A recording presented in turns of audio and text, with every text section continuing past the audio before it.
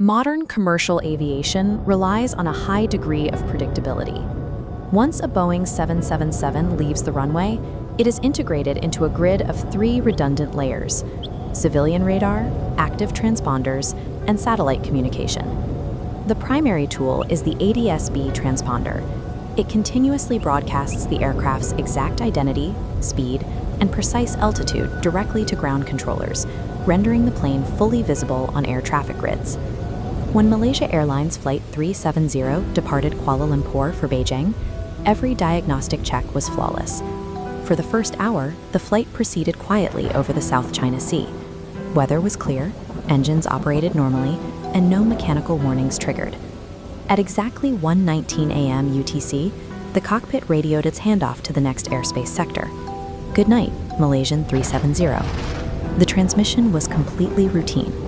This multi-layered tracking architecture means that for a Boeing 777 to vanish without any record of an emergency, multiple independent systems must fail simultaneously. This is a primary radar display. Controllers rely on these dense clusters of data tags to manage airspace. Moments after that final radio call, MH370's transponder tag dropped off the screen entirely. Transponder signals can occasionally drop due to severe environmental interference, but those interruptions are passive and temporary.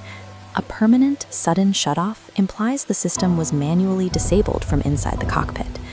Malaysian ground controllers initially assumed the plane had simply crossed the boundary into Vietnamese airspace, proceeding invisibly on its scheduled northern route.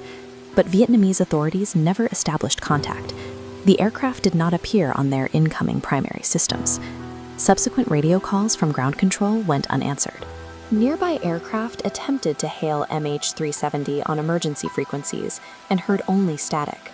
Standard technical glitches do not typically disable multiple isolated communication tools at once. This suggests the plane was no longer operating within the expected parameters of a routine flight. Aviation relies on 2 distinct types of radar. Civilian secondary radar requires an active transponder to feed it data. Military primary radar does not. It works by physically bouncing radio waves off the aluminum hull of an aircraft. Reviewing military primary radar, investigators found the aircraft. Instead of continuing north toward Beijing, it executed a highly precise westward turn over the Malaysian peninsula. Banking a massive Boeing 777 into a tight curve requires coordinated, sustained inputs. This geometry is controlled and intentional. An aircraft suffering a sudden decompression or structural failure does not carve a perfectly calculated route across multiple navigational waypoints. It drifts or falls erratically. The transponder was disabled right before this maneuver began. The timeline shows a targeted communications blackout, immediately followed by a radical course correction. Severed tracking data combined with a precise aerodynamic turn eliminates the possibility of a sudden mechanical emergency. The aircraft was deliberately redirected. Even with the transponders off, the aircraft possessed an independent automated diagnostic system.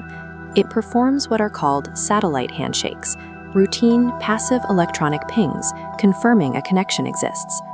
This map shows an Inmarsat satellite over the Indian Ocean. Every hour, it sent a handshake down, and MH370 automatically replied.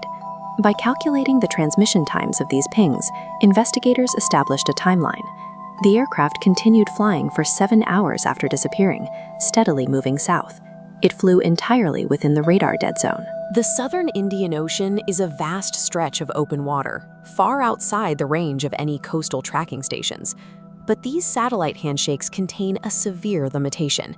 They only measure the time it takes a signal to travel, which creates an arc of possible distance, not a precise GPS coordinate.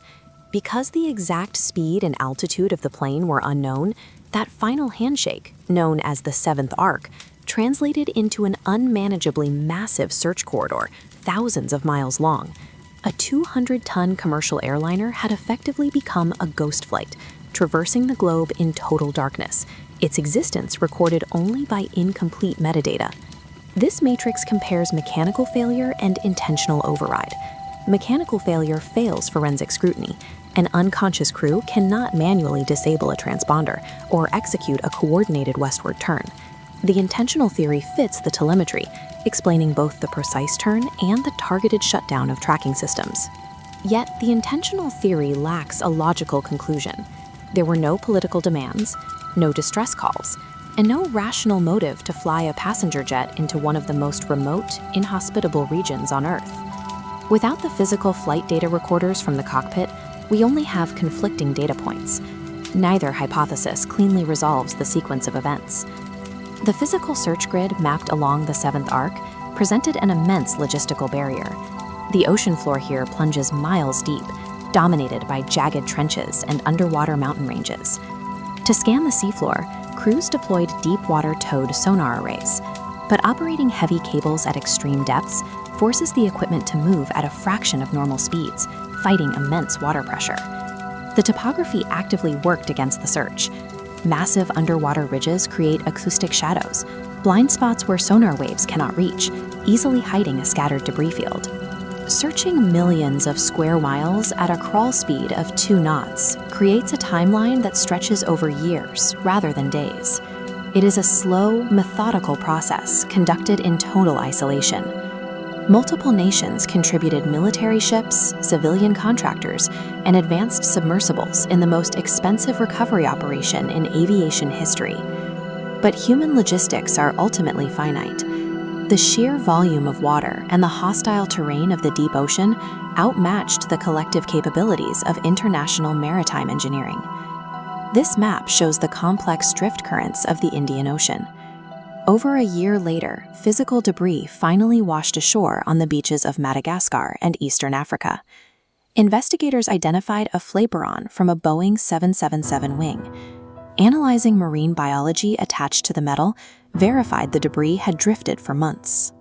This scattered evidence dismantled alternate theories, proving definitively the aircraft didn't land safely on a hidden airstrip. It met its end in the ocean. This creates a situation where the discovery of debris confirms the plane's final location, yet the primary wreckage field and the data it contains remains out of reach. Beyond the data and systems failures are 239 individuals. The passengers and crew on board that night left behind families who were forced to navigate the aftermath of an impossible event. They experienced what psychologists call ambiguous loss.